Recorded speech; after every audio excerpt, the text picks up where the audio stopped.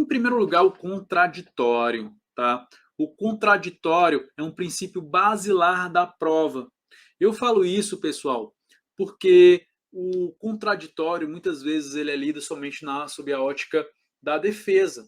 E, evidentemente, o contraditório ele deve ser aplicado em relação à defesa. Mas o contraditório não diz respeito somente à defesa, mas também à acusação. Todos os sujeitos processuais que estão nos vértices abaixo do juiz, tá? Então, naquela nossa relação triangular, juiz, Ministério Público e acusado, nessas relações, Ministério Público e acusado, ambas as partes processuais têm o direito de se manifestarem sobre todas as provas e elementos que são trazidas ao processo, tá? Então, o princípio do contraditório, ele é umbilicalmente ligado ao direito probatório, tá certo? Temos também a comunhão das provas. Quando a defesa pede uma prova, é muito comum isso na prática processual, tá? Haver a nomenclatura testemunhas de defesa e testemunhas de acusação. E eu advirto para vocês que isso não existe, tá? Não existe testemunha de defesa e testemunha de acusação. A testemunha do processo, a testemunha pertence ao processo. A partir do momento em que o Ministério Público arrola uma testemunha, ela se desgarra do Ministério Público e passa a ser testemunha do processo. Assim como, a partir do momento em que a defesa arrola uma testemunha, aquela testemunha se desgarra da defesa e passa a ser também uma testemunha do processo.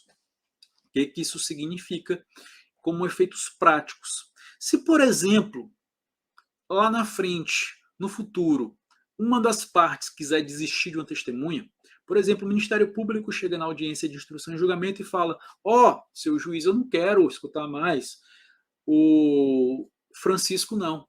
Eu quero desistir da oitiva do Francisco. A defesa pode se insurgir e falar: não, nós, defesa, entendemos que é essencial o depoimento do Francisco. Então, a testemunha Francisca vai ser ouvida, muito embora ela tenha sido arrolada pela acusação, mas ela vai ser ouvida pela defesa e pela acusação, por todas as partes processuais, em razão da vontade da defesa de não desistir da referida testemunha. Então, quando uma das partes quer desistir de qualquer testemunha, tá? Essa parte, ela tem que obter necessariamente a anuência da parte contrária. Isso que eu estou falando serve, claro, para a prova testemunhal, mas serve para todas as demais espécies probatórias, tá? Outro princípio geral das provas é a oralidade, que se divide nos subprincípios da concentração e imediação. O que isso quer dizer, tá? As provas serão prioritariamente produzidas de forma oral em audiência perante o juiz. Essa concentração das provas em audiência de forma preferencial, a esse fenômeno se dá o nome de subprincípio da concentração. A intermediação do juiz para a produção probatória se dá o nome de imediação. Então, segundo os nossos procedimentos, tá? Preferencialmente todas essas provas vão ser produzidas em uma única audiência perante o juiz. Obviamente não é algo absoluto. Existem provas que podem ser realizadas em outros momentos, mas preferencialmente o código diz que sempre que possível essas provas devem ser produzidas perante o juiz. Temos também o princípio da publicidade dos atos processuais. É um princípio, inclusive, constitucional. Eu trouxe aqui os fundamentos constitucional e as exceções legais. O artigo 9, o artigo 93, inciso 9 da Constituição, fala o seguinte: todos os julgamentos dos órgãos do Poder Judiciário serão públicos e fundamentadas todas as decisões, sob pena de nulidade, podendo a lei limitar a presença em determinados atos às próprias partes e a seus advogados, ou somente a estes em casos nos quais a preservação do direito à intimidade do interessado no sigilo não prejudicar o interesse público à informação. Então, a regra é a publicidade, né? Mas quais são as exceções trazidas no Código de Processo Penal? Primeiro, o artigo 792, parágrafo 1º, fala o seguinte: se da publicidade da audiência, da sessão ou do ato processual puder resultar escândalo, inconveniente grave ou perigo de perturbação da ordem, o juiz ou o tribunal, câmara ou turma, poderá, de ofício a requerimento da parte ou do Ministério Público, determinar que o ato seja realizado a portas fechadas, limitando o número de pessoas que possam estar presentes. Temos também outra limitação aqui, tá? Artigo 201, parágrafo 6º. O juiz tomará as providências necessárias à preservação da intimidade, vida privada, honra e imagem do ofendido, podendo inclusive determinar o segredo de justiça em relação aos dados, depoimentos e outras informações constantes dos autos a seu respeito para evitar exposição nos meios de comunicação.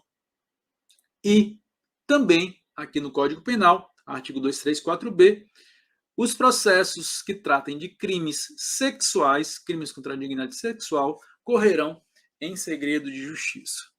Perfeito, pessoal. Ficou claro que a publicidade é a regra, mas em determinados casos que são trazidos pela própria Constituição, pelo Código de Processo Penal, pelo Código Penal, é possível também que seja restrita essa publicidade. Então, vamos lá. Vamos prosseguir. Outro princípio das provas penais é a autorresponsabilidade das partes. Isso significa que as partes no processo devem agir com diligência, tá? As partes no processo são responsáveis pelas consequências de suas condutas omissas ou negligentes. Por exemplo, o Ministério Público que na denúncia não traz uma prova que é essencial ao processo. A gente sabe que, em regra, tá, o Ministério Público tem que trazer, já na exordial acusatória, na denúncia, todas as provas através das quais ele pretende sustentar aquela acusação contra um determinado agente.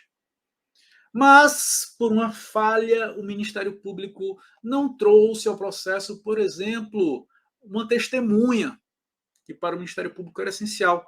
Pode ser, se a gente vai ver mais lá na frente também, que essa testemunha até seja considerada essencial pelo juiz e ouvida como testemunha do juízo.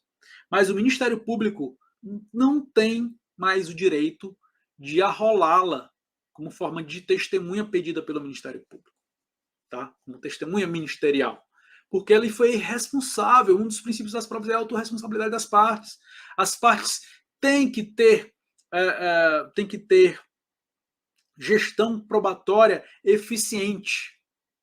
Tem que saber gerir a produção probatória de forma, em relação ao Ministério Público, a produzir todas as provas para a condenação do agente e, em relação à defesa, a produzir todas as provas necessárias para absolver ou diminuir a pena daquele agente. Beleza?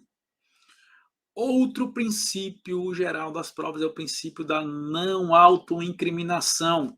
Nemo tenetur sed tegere, em latim, tá? É o princípio que diz que isso é um princípio mais relacionado à defesa, tá, pessoal?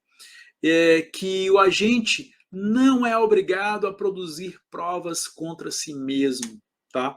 O agente não é obrigado a se autoincriminar, não é obrigado a coercitivamente trazer para o processo elementos que possam conduzir a sua condenação ou aumentar a sua pena. Ele não é obrigado de forma nenhuma a contribuir com o processo de forma a se prejudicar. Esse é um princípio basilar do processo penal e que é transportado, obviamente, para o campo das provas, tá certo? E um grande caso que a gente pode exemplificar a aplicação desse princípio, né? Eu lembro vocês que não foi só esse princípio que foi tratado nesse julgado, tá? na DPF 395, que foi muito emblemática, principalmente porque se tratou do contexto da Lava Jato, em que muitas conduções coercitivas foram realizadas. Tá? O CPP, né, aqui eu estou tratando com vocês aqui do julgado, fala o seguinte, em relação à condução coercitiva, em relação à condução coercitiva, né, 260. Se o acusado não atender à intimação para o interrogatório, reconhecimento ou qualquer outro ato que sem ele não possa ser realizado, a autoridade poderá mandar conduzi-lo à sua presença. Então o STF foi instado a reconhecer a validade ou não deste dispositivo. Né? Eu não falo nem constitucionalidade ou inconstitucionalidade, porque se trata de um código anterior à Constituição, tá? O CPP anterior à Constituição. O STF disse o seguinte, que essa expressão para o interrogatório, ela não foi recepcionada pela Constituição Federal, porque o agente não é obrigado a produzir provas contra si mesmo. Esse foi um dos fundamentos, tá certo? E qual era o fundamento aqui? Eu preciso trazer também para vocês o outro lado, tá certo? Então, até como responsabilidade em relação ao conhecimento de vocês, para conhecerem todas as nuances dos argumentos contra a condução coercitiva e a favor da condução coercitiva, eu preciso trabalhar com vocês ambos os aspectos. A princípio você pode dizer, mas condução coercitiva não não vigora realmente, professor, o princípio da não autoincriminação? Aqui, sem querer convencer todos vocês do contrário, mas o principal argumento era o seguinte, a condução coercitiva era utilizada como um meio de prova inominado, tá? Que poderia substituir eventual prisão preventiva ou temporária do agente. Percebam, a condução coercitiva, ela era realizada, ela costumava ser realizada tanto de forma autônoma, tá? Forma autônoma é aquela condução coercitiva daquele agente que não foi intimado previamente a depor. E a principal aplicação é no âmbito de operações, tá? Na Operação Lava Jato, na deflagração de várias fases de operações, haviam conduções coercitivas de agentes que não tinham sido intimados para depor, justamente para trabalhar com o fator surpresa do âmbito do contexto de uma operação, para que o agente já não soubesse o contexto das provas que foram coletadas, do acervo probatório que existe a seu desfavor e acabar facilitando que ele traga elementos de prova para favorecer, para robustecer uma eventual acusação. Aí, a corrente que falava sobre essa possibilidade falava o seguinte, ó, é possível, tá? É possível que se busque a prisão temporária deste agente com este mesmo fim.